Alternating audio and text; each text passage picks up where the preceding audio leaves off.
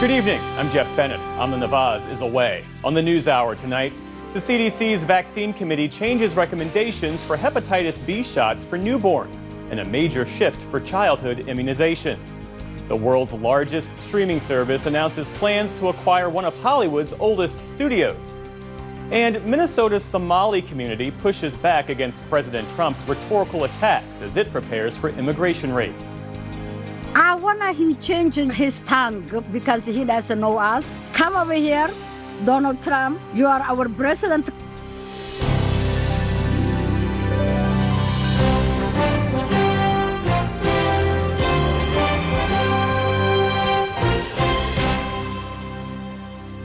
Major funding for the PBS NewsHour has been provided by friends of the NewsHour, including Jim and Nancy Bildner, and the Robert and Virginia Schiller Foundation. The Judy and Peter Bloom Kovler Foundation, upholding freedom by strengthening democracies at home and abroad.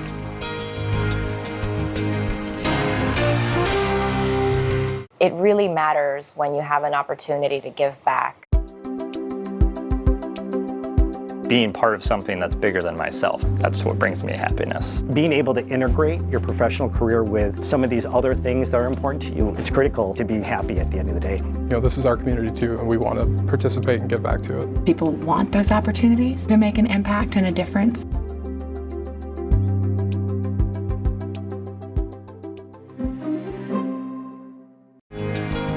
And with the ongoing support of these individuals and institutions.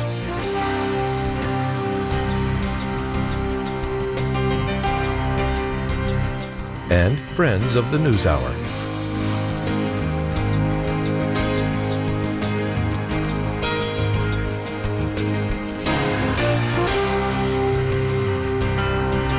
This program was made possible by the contributions to your PBS station from viewers like you. Thank you. Welcome to the NewsHour. The U.S. Supreme Court has agreed to take up the question of whether President Trump's order ending birthright citizenship is legal. The decision follows Trump's appeal of a lower court ruling that struck down his executive order as unconstitutional. At issue is nothing less than the future of the 14th Amendment, which guarantees citizenship to anyone born or naturalized in the U.S. It's another major Trump immigration policy to reach the court, and the outcome could redefine a core principle of American law. The case will be argued this spring. Separately, a federal judge in Florida has ordered the release of materials from the 2005 and 2007 grand jury investigations into the late convicted sex offender Jeffrey Epstein. A similar request was denied earlier this year, but U.S. District Judge Rodney Smith said he is now granting the Justice Department's renewed petition in light of a new law Congress passed last month requiring the department to disclose all of its records related to Epstein. It remains unclear when the documents will be made public, but the law sets a deadline of December 19th. The Virginia man charged with planting pipe bombs in Washington, D.C. on the eve of the January 6th Capitol attack reportedly confessed to the act in interviews with investigators. 30-year-old Brian Cole Jr. did not enter a plea at his initial court appearance today. Sources familiar with the investigation say Cole believed Donald Trump's false claims about being cheated out of a victory in the 2020 election. Law enforcement officials have not publicly disclosed a motive. Cole is due back in court mid-December for a detention hearing. The Trump administration has unveiled its national security strategy. That's a congressionally mandated document that each administration uses as its worldview. This one focuses overwhelmingly on the Western Hemisphere. The 33-page document said the U.S. would reorient its global military presence with a focus closer to home, countering migration and combating drug trafficking. It also took aim at longtime European allies, saying they hold unrealistic expectations for the war in Ukraine and making clear that the U.S. wants to mend its relationship with Russia. The document also calls for an end to NATO expansion, and it charges Europe with taking primary responsibility for its own defense. Residents in eastern Congo say fighting still rages on in that country despite the peace deal signed by the Congolese and Rwandan leaders in Washington yesterday. They talk every day, but the wars never end. For example, they are signing the peace agreement, but the fighting has continued. We ask our leaders that discussions be fair and truly bring peace. Others expressed cautious optimism about the deal, even as fighting intensified in recent days between Congolese government forces and M23 rebels believed to be backed by Rwanda. The region has endured decades of conflict rooted in the fallout of Rwanda's 1994 genocide and long-standing tensions between ethnic groups, among other factors. Congo and M23 agreed to a ceasefire just last month, but both sides accused the other of violating it. On Wall Street, stocks closed positive for the day and the week. The Dow Jones Industrial Average gained a little more than 100 points. The Nasdaq rose by more than 70, and the S&P 500 inched closer to its all-time record high. The largest ever FIFA World Cup is beginning to take shape as soccer fans worldwide learned their country's opponents when the global tournament kicks off next summer in venues all across North America. This is shocking. United States of America! President Trump and fellow host nation leaders Claudia Sheinbaum of Mexico and Mark Carney of Canada kicked off the draw from the Kennedy Center in Washington, D.C. A record 48 teams will take part in next year's tournament. As for the U.S. draw, we're set to face Paraguay and Australia, and a European playoff winner that will be decided in March. During the event, President Trump was also named the winner of the inaugural FIFA Peace Prize, which he declared one of the greatest honors of his life. The prize, seemingly tailor-made for him, comes as Mr. Trump has openly campaigned for the Nobel Peace Prize. In other sports news, one of the most impressive streaks in the history of sports came to an end last night. LeBron James, the NBA's all-time leading scorer, failed to put up 10 or more points in a regular season game for the first time in nearly 19 years. That's it! And James gave him the basketball! James had a chance to extend his streak on the final possession, but passed the ball for the game-winning assist instead. He was held to just 8 points in the Lakers' win over the Toronto Raptors. His scoring streak started in 2007, by far the longest in NBA history. After the game, James said he had no regrets about passing the ball, adding simply, "We won."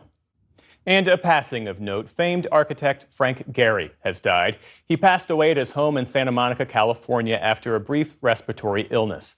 Gehry was the genius behind some of the most imaginative buildings ever constructed, like the Guggenheim Museum in Spain and the Walt Disney Concert Hall in Los Angeles. Sleek, fluid, mind-bending structures that look as mathematical as they are original. Gehry won just about every architectural accolade, including the field's top honor, the Pritzker Prize, which called his work refreshingly original and totally American. Our arts and culture correspondent, Jeffrey Brown, spoke with him back in 2015, where he responded to critics who called his designs showy and overwhelming.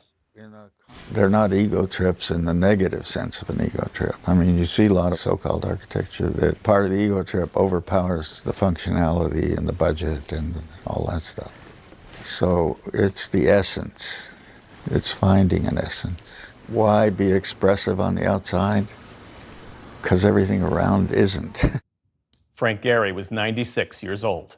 Still to come on the NewsHour, David Brooks and Jonathan Capehart weigh in on the week's political headlines. And we sit down with actor Nick Offerman for the latest episode of our podcast, Settle In.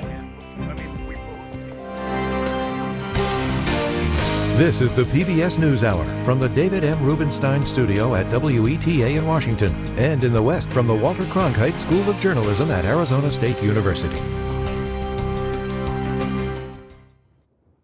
The federal government's vaccine advisory panel, all of whom were appointed by Health Secretary Robert F. Kennedy Jr., today voted to drop the recommendation that all babies get vaccinated for hepatitis B at birth. Instead, the panel recommended that parents consult with doctors. William Brangham looks at this sharp break in practice and other significant revisions being considered for childhood vaccinations. That's right, Jeff. For decades in the U.S., the hepatitis B vaccine has been recommended for all newborns. Hepatitis B is a serious virus. It affects the liver, and infection can lead to major health problems, including cirrhosis and liver cancer. Newborns are especially vulnerable to this blood-borne virus, and a baby exposed at birth has a 90% chance of a lifelong infection. The vaccine has been shown to be highly effective in preventing infection if given within 24 hours of birth. So joining us now is pediatrician Dr. Paul Offit. He directs the Vaccine Education Center at Children's Hospital of Philadelphia. Dr. Offit, so good to have you back on the program. You were invited to testify before this panel, but you said no. You are a longtime supporter of this previous recommendation that all babies born get hepatitis B vaccine. Why? Well, so in 1991, when the recommendation was to have a birth dose for all babies, babies whose mothers had hepatitis B infection or babies whose mothers didn't have hepatitis B infection, because at the time, 30,000 children less than 10 years of age had hepatitis B. Half of them got it from their mothers, the other half didn't. The other half got it from relatively casual contact with someone who had chronic hepatitis B. And there are millions of people in this country then and millions of people in this country now who have chronic hepatitis B. And this can be transmitted fairly casually. I mean, if you live in that home or if you share any sort of common things like toothbrushes or washcloths or towels or nail clippers, you can get hepatitis B. 15,000 children got hepatitis B, not from their mothers. And with that recommendation, we virtually eliminated this disease in children less than 10 years of age. But this Advisory Committee for Immunization Practices, RFK Jr.'s committee, doesn't recognize that. And so they're now trying to put children in harm's way again. I mean, what they are arguing is that the risk to a baby is low, and test the mother. And if the mother has Hep B, then you should vaccinate. But if not, maybe you can consider that. What do you make of that argument?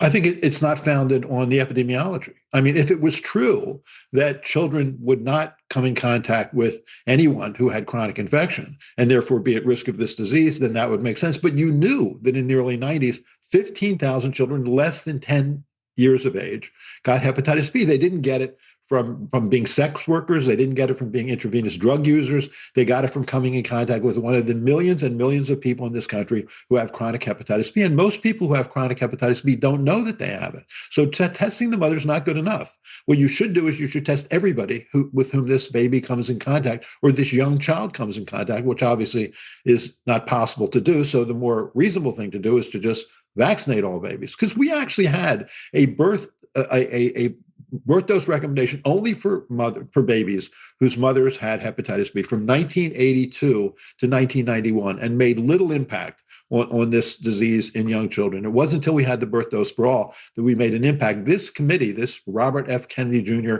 anti-vaccine, anti-science committee, wants us to bring us back to the 80s when we had little impact on the incidence of hepatitis B in children. One of the supporters of the old guidance, someone who aligns with your view on this, kept asking today, what is the harm of these vaccines? We know that very recently, the Secretary Kennedy has linked the hepatitis B vaccine with a shockingly high rate of autism. He cites a 1990s Belgian study that showed, he says, shockingly high rates following vaccination. Is there any truth to that? Is there any demonstrable evidence that these vaccines cause harm? No. And the study that he references doesn't show that either. But when do we start to get to the point where we don't believe Robert F. Kennedy Jr.? When he claimed that the measles, mumps, rubella vaccine caused autism, he made a movie called Vax2. He was the executive producer claiming MMR vaccine causes autism. Then when the fear was that thimerosal, this ethyl mercury containing preservative in vaccines, caused autism, he wrote a book, Thimerosal, Let the Science Speak, and thimerosal, study after study showed that didn't cause autism. Then in April of this year, he said, I'm going to have a major announcement. Autism is preventable. We're going to have a major announcement in September. And in September, Donald Trump stepped up to the microphone and said, Tylenol causes autism, which isn't true either. There's two excellent studies in Sweden and Japan that show that's not true. When does he start to lose credibility? There was another representative from the FDA today who put up a lot of evidence arguing that the U.S., compared to European nations, other developed nations, is an outlier when it comes to vaccinating children. Is there any truth to that? Well, we believe in giving vaccines to children if it prevents a disease that causes children to suffer or be hospitalized or die. I mean, we are willing to spend the money to do that. Not all developed world nations are willing to do that. So we care about our children and want to make sure that they don't suffer. So, for example, some European countries choose not to give the chickenpox vaccine. But in this country, chickenpox caused 10,000 hospitalizations a year. It caused 75 to 100 children primarily to die every year. So if you can prevent it, prevent it. And that's where we stand. Last question. There was a lawyer, an notorious anti-vaccine lawyer, Aaron Siri, who made a long presentation arguing today that pharmaceutical companies, because Congress has given them liability protections, don't test the vaccines, and that federal regulators are overlooking any evidence of harm. What does it say to you that we have someone like that testifying before what is supposed to be our preeminent vaccine panel? Well, it tells you that we no longer have that vaccine panel being preeminent. I think they are not to be trusted. I think the CDC is not to be trusted. I think Robert F. Kennedy Jr. has now basically elevated anti-vaccine activism into public policy. And for the most part, I think the good news is the medical community, the scientific community now ignores the ACIP, ignores the CDC. The American Academy of Pediatrics put out today a very clear directive that we are recommending this birth dose for everybody, and here's why, ignoring what this group is doing. And hopefully everybody will ignore them because they're worth ignoring. Dr. Paul Offit, thank you so much for being here. Thank you.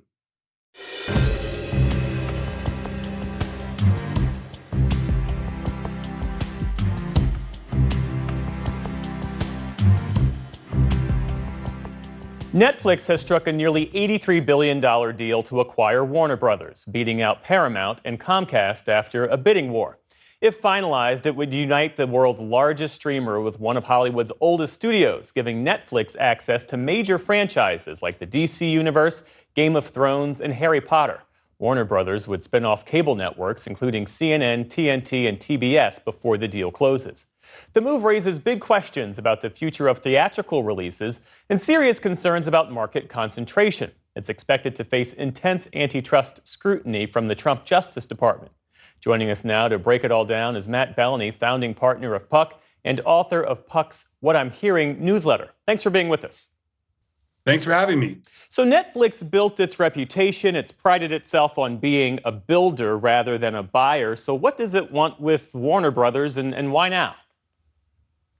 I think there's a couple things. I mean, Netflix, as prolific as it is, it does not have the intellectual property that has accrued at a 100-year-old studio. Everything from Batman and Superman to Harry Potter to all the films that are in the Warner Brothers library. They can both exploit that on their service, put the films directly on the service, and they can also make new films and TV shows based on that IP.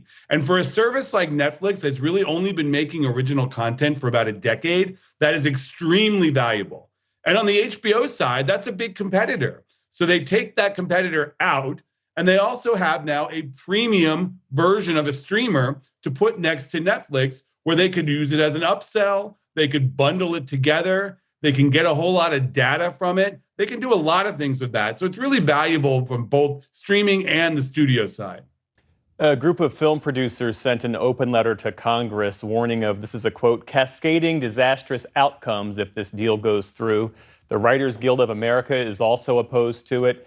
They basically see this as giving Netflix monopolistic control over the industry. Do you see those concerns as being valid? I do. I think that anytime you take a buyer out of the entertainment ecosystem, that's necessarily going to trickle down to talent. Now, if you ask Netflix, they say they're going to be making more. They're going to do more with these assets. But history has shown that when you buy something, there are synergies. You don't compete against each other for talent. And overall, it helps depress the prices that people are able to get from you. So I do see it. Now, the extent of those concerns are really what's at stake here, because it could be a small problem. It could be a catastrophic problem. If HBO Max simply goes away and Netflix kills it, then that's a huge problem for the talent community. If Warner Brothers stops licensing its films out to other services, or if it stops making TV shows for other services, That's a big problem for the creative community. I think there's a lot of anxiety within Hollywood right now because we just don't know what's going to happen. And that leads all of these organizations to the darkest place. And they're just trying to plant their flag right now and say, okay, this could be very bad. What kind of oversight is the Trump administration expected to bring to this deal? There's a couple things. I mean, it's not the transfer of a broadcast television license, so the FCC does not get involved here, but the Justice Department can sue to block this merger if it feels that it runs afoul of antitrust concerns. That actually happened when this company, Time Warner, was sold 2 times ago, and the first Trump administration sued to block it. It lasted about 2 years. Ultimately, the deal was allowed to go through, but it really hampered that company when it merged with AT&T. Now, there's the added element of politics in here because the other bidder that did not get this asset is Paramount, which is owned by the Ellison family. And the Ellison family has pretty close ties to Trump. And when the Ellisons bought CBS earlier this year, they installed some more Trump-friendly figures at that company. So the speculation was that Trump really wanted the Ellison family to buy this company and own CNN so that it could put their own friendlier people at CNN. That didn't happen, and perhaps the Trump administration would intervene here to stop this. If this merger goes through, what would it mean for CNN and Warner's other cable assets? Well, this is the interesting thing. Netflix is not buying the cable networks. The other suitor, Paramount, wanted to buy everything, but Netflix didn't. They don't want to be in the cable television business. So what's going to happen is these television assets, including CNN, are going to be spun off into a new company that will debut, they plan, next year. So when that happens, anyone can come along and buy CNN. Could be the Ellison family that already owns CBS. It could be some other rich person. It could be another company in the media space. But CNN will essentially be up for sale when this spinoff happens. What are you watching for as this potential merger progresses? I'm watching to see if the Ellison family, the other suitor, they might go hostile on this merger. They might say that this was a bum deal, that they were not given the opportunity to overpay or outbid the entity that got it, Netflix. And they could go directly to the shareholders to stop this. They could also sue, or they could put together a bigger bid and try to steal it away from Netflix. That happened when Fox was sold about a decade ago. Comcast came in and tried to block Disney from buying the Fox assets with a bigger bid and ultimately made Disney pay more money to acquire Fox than it would have if they had not come along. So this is the early days of this merger, even though they have a signed deal. Matt Bellany of Puck, thanks so much for walking us through all this. We appreciate it. Thank you.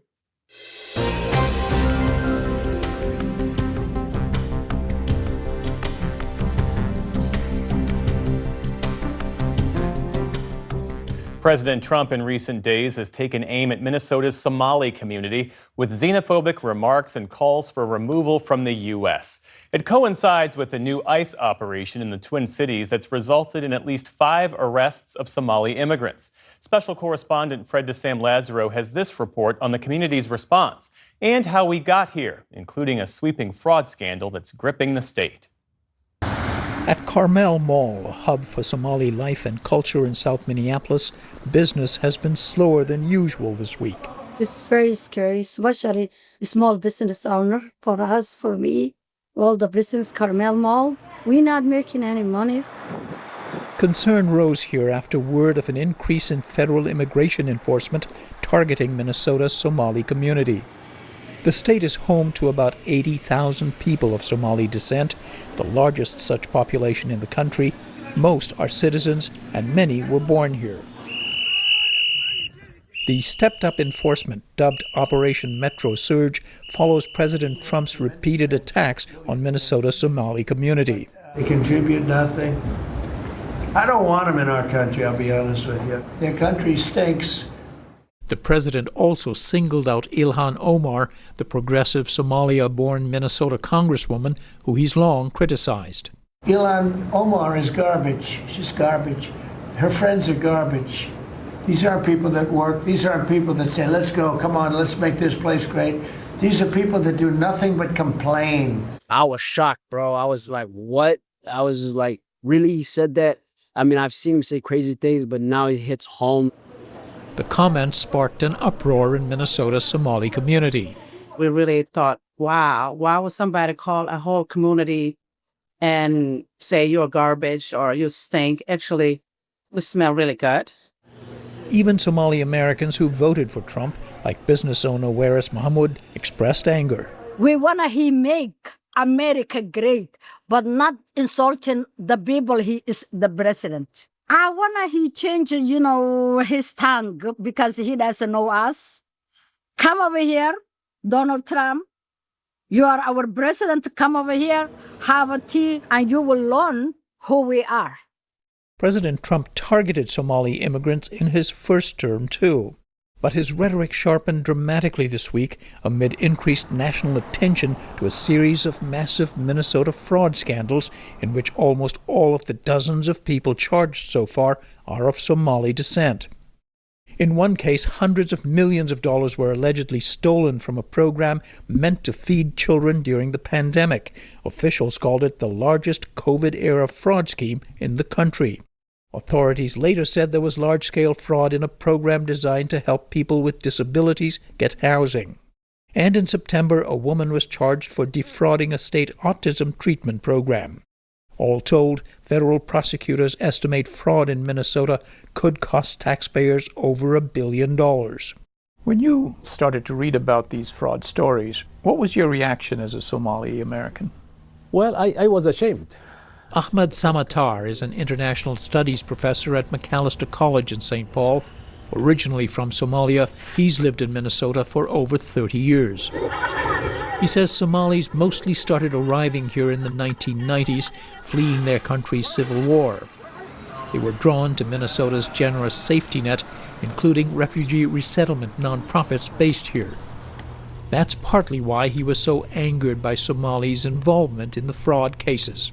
Somali Minnesotans have to face this, and they really have to clean up their act, because the state deserves better than that. But I think the challenge is to keep that in its proper place, because it's a real story. And then next to it, expound on what the Somalis have achieved in the state of Minnesota. But as scrutiny of Minnesota's Somali community spikes, so does criticism of Governor Tim Walz for failing to heed early warnings about fraud and to do enough to combat it. You commit fraud in Minnesota, you're going to prison. I don't care what color you are, what religion you are. Anybody who wants to help us in that, we welcome that. But sitting on the sidelines and throwing out accusations, and let's be very clear, demonizing an entire population and lying to people about the safety and security of this state is beneath that. The topic will likely dominate next year's gubernatorial election, when a crowded Republican field will try to stop Walz from winning a third term. One of his challengers is Minnesota House Speaker Lisa Demuth. This does point to Governor Walz, because whether or not some of it preceded him, it has exploded during his time leading our state, and there has not been that accountability that taxpayers are counting on. What do you think about what has emerged since, which is a racialization at many levels of this issue? You know, I don't think fraud needs to be a topic of race, but when we're looking at that, it is heavily centered on one culture, one population. But I don't agree with any demonization of an entire culture. So I don't think that we're painting everyone with a broad brush, but we are definitely pointing where there has been known fraud, and that's what needs to stop. We asked Demuth about President Trump's recent comments about Somalis. What's your message to the Somali community when they hear rhetoric like that? My top message to Governor Walz is end the fraud. To the Somali community. My top message to Governor Walz is end the fraud here in the state of Minnesota. When fraud ends in the state of Minnesota, a whole group of people will not be concerned or wondering if they're going to be under investigation. Governor Walz has not taken fraud seriously enough in the state of Minnesota. You don't take issue with the president's rhetoric? I'm focused on what Minnesota is doing and our lack of leadership here. Back at Carmel Mall, as rumors of ICE sightings and detentions trickle through the community, residents and business owners anxiously await what comes next while remaining defiant. This is our country. If the people says to go back to your country, this is your country. We're not scared of what our president said. We don't care whatever he wants or he can say. We're not going to scare with that. He cannot bully us. For the PBS NewsHour, I'm Fred DeSam-Lazaro in Minneapolis.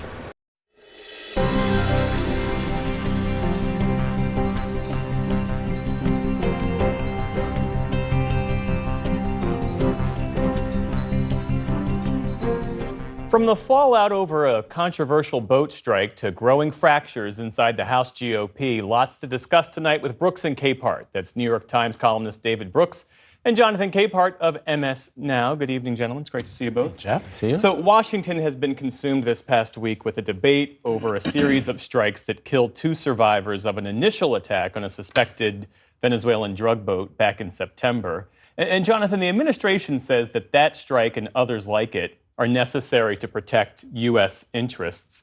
When you look at all that exists in the public realm right now, does that rationale withstand scrutiny? No, it doesn't. It would help if the president and the defense secretary, this administration, would show us the evidence. You keep saying that these people are drug runners. And you know who they are. So tell us. You keep saying that they are shipping these drugs, that's what's in those boats. Well, show us the evidence. But we don't have the evidence. And then the other thing is, those 2 people who were killed in that second strike, since then there have been others, and there have been survivors. If this is such a war on drugs to protect the American people, why aren't those survivors in U.S. federal custody and not repatriated to their countries? There are so many questions here that go well beyond what we've been talking about this week, and that's not to diminish the importance of why we're talking about this. And David, to that point, I mean, is the U.S., in your view, carrying out a counter-narcotics mission in the Caribbean, or is this a show of force mission, and does the administration itself seem clear on the difference? Well, it's more the latter than the former, but, frankly, to be a little crude, if you remember in 2016, Donald Trump and Marco Rubio got in a fight in a presidential debate about who had bigger hands. This is the direct descendant of that, of who's the bigger man. Somebody's been watching too many Dirty Harry movies or Charles Bronson in Death Wish, where they blow away the bad guys. And this is a video image of we're blowing away the bad guys. The main source of the drugs comes over land through Mexico. If they cared about doing the drugs, they would focus on that. If they cared about doing the drugs, they would not be blowing up the evidence. They'd be interrogating the guys they caught. Right. If they cared about doing the drugs, they would try to work with our allies, not alienate our allies. And so this, to me, is just a TV show. And I think what appalls me most of all about it is what they're posting, both Trump and Hegseth, on social media. You look at the pictures of Abraham Lincoln at the end of the Civil War. You look at the pictures of Franklin Roosevelt at the end of World War II. The burden of sending human beings into battle and causing death and suffering on both sides was something they bore with incredible heaviness. And Hegseth treats it like it's a video game. And it's just it's morally offensive. We also learned this week that the Pentagon Inspector General found that Secretary Hegseth's use of an unsecure messaging app, Signal, during active operations put U.S. personnel at risk, and that Hegseth did not fully cooperate with investigators. Jonathan, what do you see as the takeaways here? It's breathtaking. If this were a normal administration, one, Pete Hegseth would never be anywhere near the Pentagon. But let's say Pete Hegseth had gotten in and this had happened. That person would have been fired. There would have been multiple hearings on the Hill, not just of the defense secretary, but of all the other Defense Department officials who were on that signal chain to get to the bottom of this. And the idea that the secretary didn't participate in this investigation between Signalgate and video gaming off of the coast of Venezuela, they are stretching the bounds of decency, the bounds of legality, the bounds of our Constitution in ways where, I mean, I agree with David, this is offensive on so many levels, but we've got all those, the video of Hegseth talking about, the fog of war. I know I'm going back to Venezuela instead of Signalgate, but there is a rot at the Pentagon, and the President of the United States does not seem to care. What about that? I mean, administrations come and go, but the rules that govern secure communications are supposed to endure.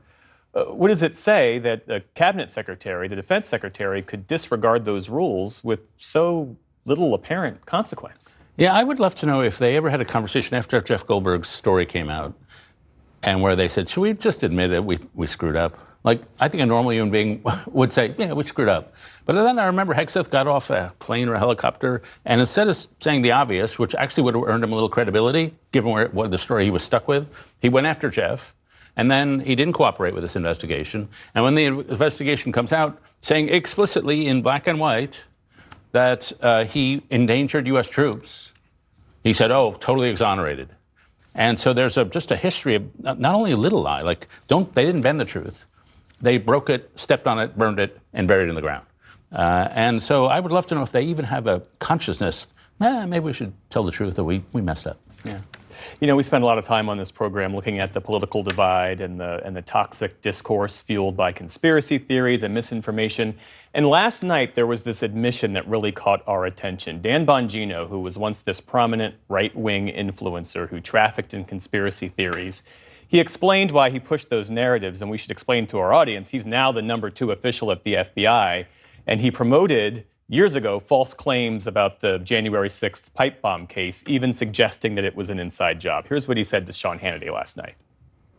You put a post on X right after this happened, and you said there's a massive cover-up because the person that planted those pipe bombs, they don't want you to know who it is because it's either a connected anti-Trump insider or an inside job. You know, listen, I was paid in the past, Sean, for my opinions. That's clear. And one day I'll be back in that space. But that's not what I'm paid for now. I'm paid to be your deputy director. And we base investigations on facts. Have you ever heard a clearer admission of the incentives that are warping our political discourse? Bongino saying, yeah, I said all that stuff, but I was paid to say it. This whole segment is breathtaking, the topics that we're talking about. And I just want to say, it's great to have proof of life of Dan Bongino, that he's actually still in the #2 job after saying he was going to quit. The incentive structures are wildly perverse. So he was paid to spin conspiracy theories. Now he's being paid to be the #2 at the FBI. Why would any law enforcement agency out in the country, why would any American citizen trust anything that comes out of the FBI, between Director Kash Patel, who was part of all of this, to this guy? I mean, we're in a deep mess being run by a cadre of fools who shouldn't be in the jobs that they're in. Before I answer, could you tell me what you're paying me to do? Do you want the conspiracies or do you want the truth? Truth. Nothing but the truth. You know what? I mean, it illustrates how much of it is a circus, how much it is a performance. Well, you see, and I worked with Tucker Carlson for 9 years at the Weekly Standard. We helped co-found the magazine together. And I had a wonderful time with Tucker. But I watched him, and I watched other people who I've known who've gone on to those kinds of careers get captured by the audience. The audience, they feel the visceral rise of the audience when they do something edgy and crazy. And then once you give them that, the dose has to keep going up and up and up. And they just captured by it, and they get dragged to wherever the audience wants them to go.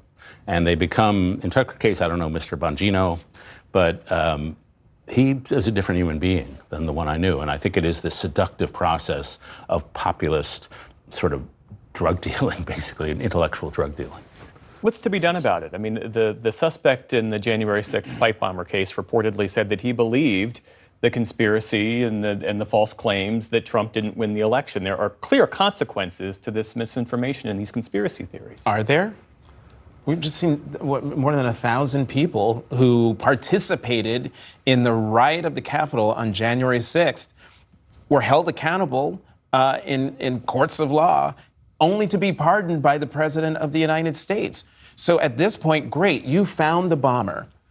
Should we start the countdown clock on when that person gets pardoned? David? I just think there should be more shame for conspiracy thinking.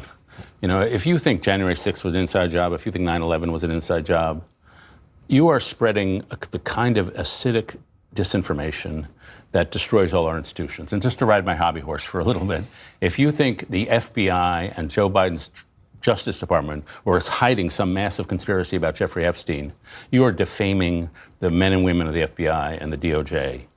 And it's an attempt at dehumanization. And people spin these conspiracy theories, and so I'm just, you know, questions are being asked. It's all dishonorable inference, but it has clear corrosive effects on democracy. That if we can't trust the institutions of our government, then we do not have a democracy. And conspiracy thinking is a kind of acidic kind of mental disease that undermines that. Indeed. David Brooks, Jonathan Capehart. My thanks to you both. Thanks, Jeff.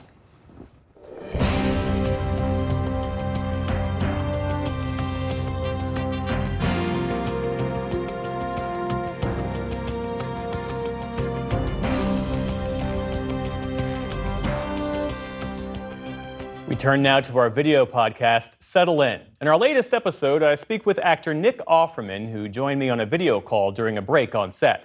Since playing the curmudgeonly libertarian Ron Swanson on NBC's Parks and Rec, he's avoided being typecast, most recently portraying President Chester Arthur in Netflix's Death by Lightning. We spoke about that role in his latest book, Little Woodchucks. It's a guide to woodworking for kids and much more. Here's some of that conversation.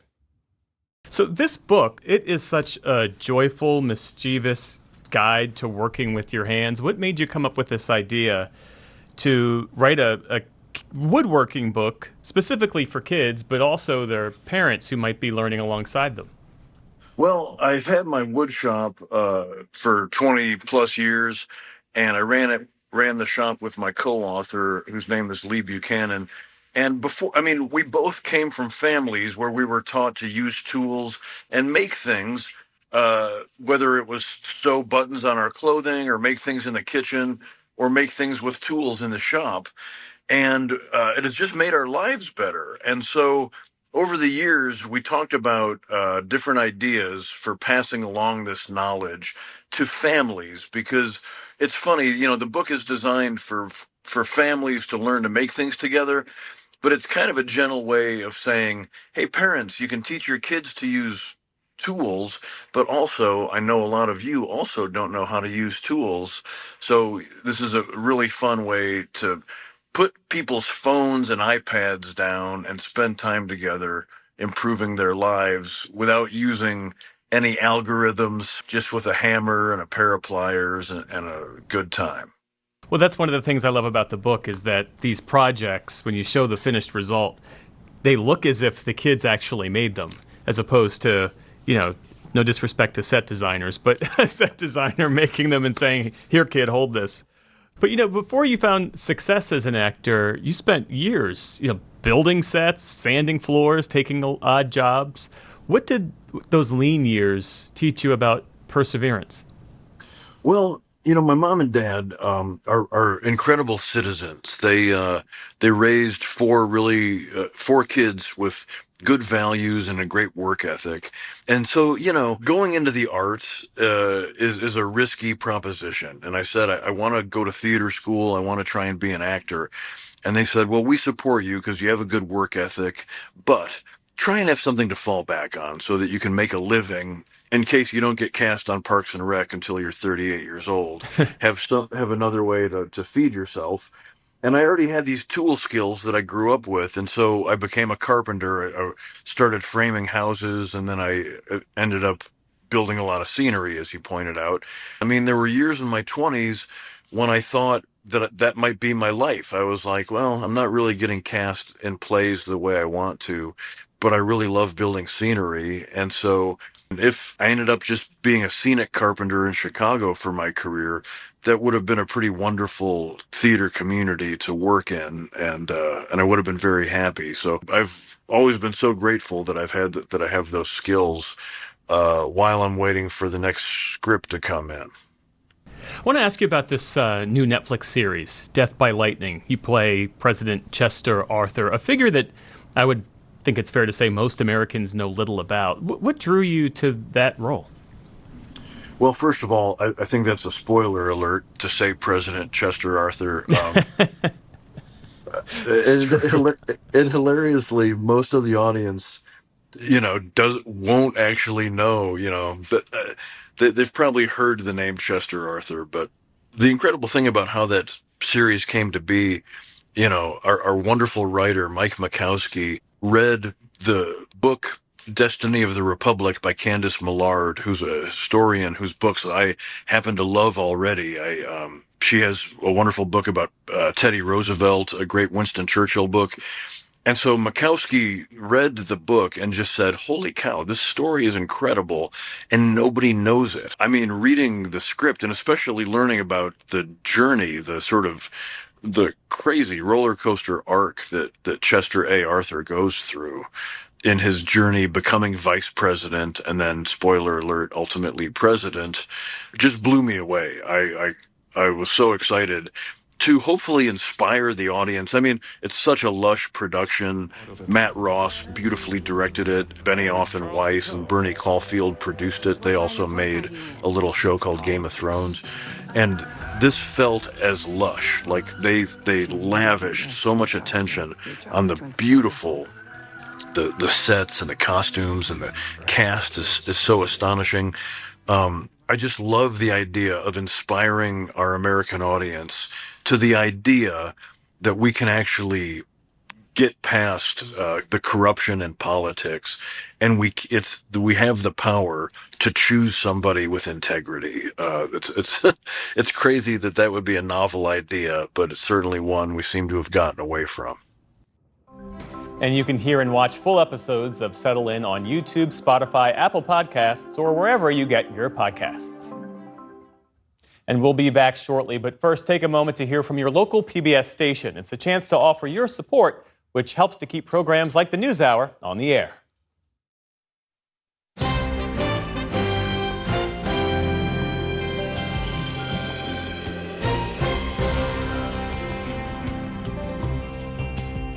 For those of you staying with us, earlier this year, New York's Metropolitan Museum of Art opened its newly renovated Galleries of the Arts of Oceania. In the exhibits, curators reimagined how to present art from the vast region, which includes the more than 10,000 Pacific Islands in Melanesia, Polynesia, and Micronesia, as well as Australia and New Zealand. Senior arts correspondent Jeffrey Brown toured the galleries for our Arts and Culture series, Canvas. This is grand, imposing. Huh? This is the Cuomo ceiling. Soaring above one of the Met's new Galleries of Oceania, one of the museum's most iconic artworks from the Pacific. Made by artists from the Cuomo people of northeast Papua New Guinea, the installation represents the ceiling of a men's ceremonial house, typically the largest and most sacred building in a Cuomo village. Each individual panel is infused with meaning, painted with symbols associated with different village clans, says curator Maya Nuku, who spoke to us even as final touches for the reopening were being completed. You've got a fabulous set of crocodile eyes there in this grey one with the yellow eyes in pairs coming down. And then you put it together and it becomes the universe. From a Cuomo perspective. Yes. That's right, yes. Originally commissioned in the early 1970s, it's now been rearranged according to the wishes of the descendants of the original artists to accurately reflect clan groupings. They had a lot of input into how we reconfigured this new iteration. It's critical for them to be able to have a say in how they're represented. It's just one example of how the museum has rethought and recontextualized its installation of more than 600 artworks from across the Pacific. Nuku, a member of New Zealand's native Maori community and the Met's first Indigenous curator from Oceania, led the effort. I use the word reimagining these galleries. What word do you use? Yeah, recalibrating. We are reimagining the collections for the 21st century. It's the first time the Oceania collection will have its own dedicated space, part of a broader multi-year $70 million renovation of the Met's Michael C. Rockefeller wing. Museum Director Max Hollheim. I think that we now have reached a point where we not only have a much deeper knowledge about these works of art, but also a much deeper understanding about how to present them, how to show them, to make a really truly meaningful installation. The wing centers around a collection of non-Western fine art amassed by the philanthropist and statesman Nelson Rockefeller in the 1950s and 60s. It's named after his son Michael, who disappeared on a collecting trip to New Guinea in 1961. His story is featured in a video in the galleries, alongside many of the works he collected, like these intricately carved beast poles made for funeral feasts by Asmat artists in southwest New Guinea.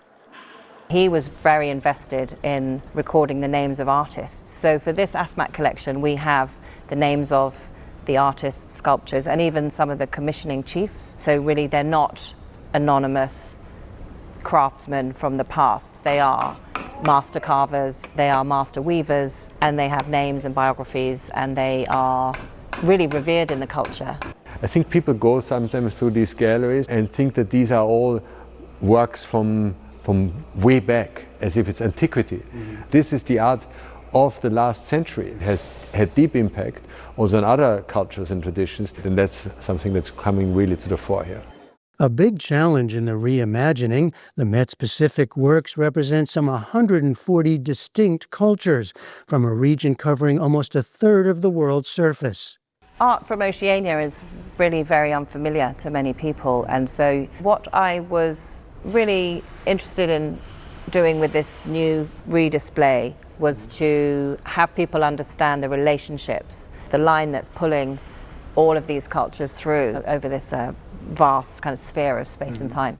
Those relationships stretch back at least 3,500 years, when seafaring voyagers made their way from modern-day Taiwan through Southeast Asia. Then, after intermingling with indigenous peoples in New Guinea, they set out on vast journeys to settle on islands across the Pacific Ocean. Voyaging, both literal and spiritual, is a key theme in the galleries, which include items like this spirit canoe used by Asmat people to commemorate the recently dead. The common ancestry of diverse island communities is highlighted through repeating forms and motifs, like the frigate bird. The frigate bird is really a piratical bird. It's really revered right across the Pacific. It has a huge wingspan, and it can actually take food out of the mouths of other birds.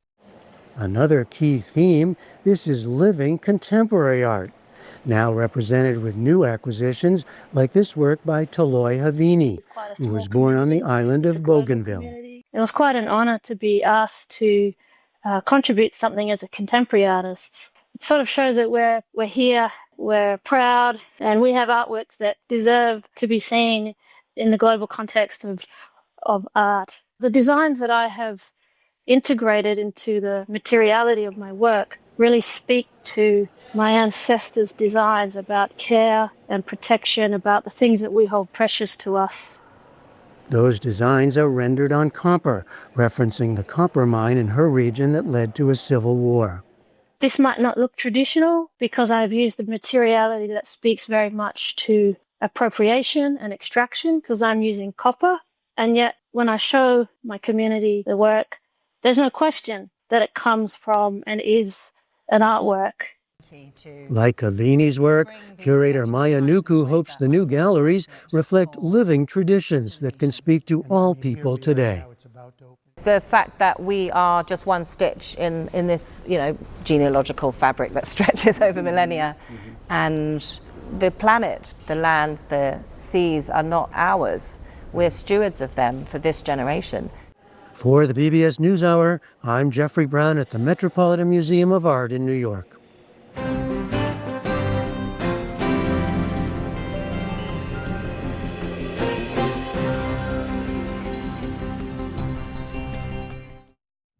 And there is a lot more online, including a closer look at the buy now, pay later microloans people are using to fund their holiday shopping. That's on our YouTube page. Be sure to tune into Washington Week with The Atlantic later tonight here on PBS. Jeffrey Goldberg and his panel discuss Secretary Hegseth's week playing defense and the fallout from Signalgate.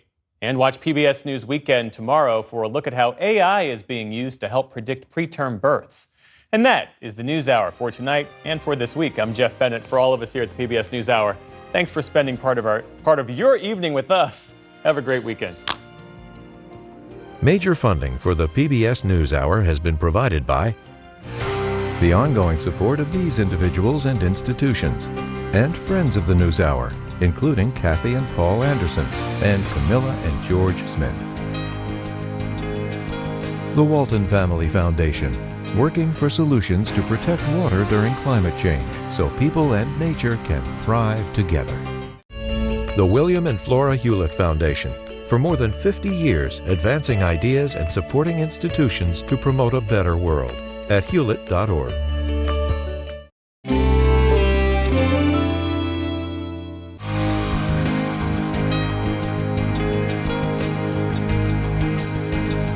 And with the ongoing support of these individuals and institutions.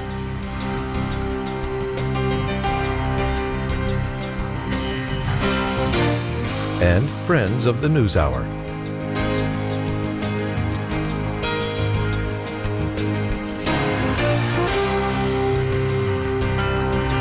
This program was made possible by the contributions to your PBS station from viewers like you. Thank you.